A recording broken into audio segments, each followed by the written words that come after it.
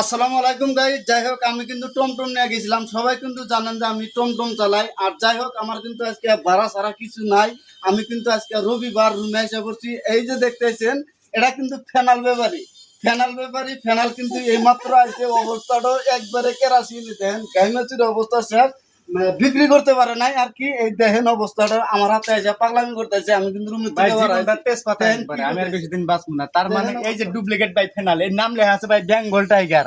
আসামের ভিতরে এটা খুবই চলে ভাই। এটা কেউ নিয়েন না, কারণ একবার গরু ঠকাবো। দাম নিবো 60 টাকা, দাম হচ্ছে 10 টাকা। ভাই আমার ফেনাল নিয়েন, যদি বাসনা না কইছে এটা আবার আমার অ্যাডভার্টাইজ। এবার আমি রোদের মধ্যে থেকে আইলাম, এই ফেনালটা বেঁচে আছি পারিবারিক 70 টাকা বেঁচে আইছি। এইবার পরে এবার এইটা নিবেন, আসামের ভিতরে যদি চলে বেঙ্গল টাইগার নিবেন না। আবার জীবনটা আমার তেজপাতা হয়ে থাকে, ঘুরতে ঘুরতে ঠ্যাঙ্গের তার ফিরে গেছে আর করলে ভাই চলে না আমার।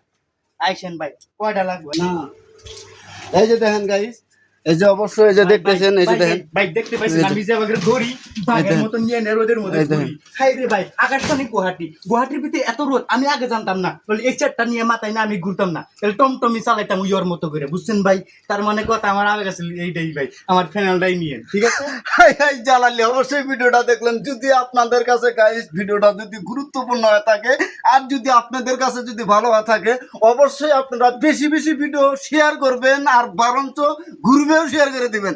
এই ছিল বলার আর কি। ধন্যবাদ সবাই, ভালো থাকবেন।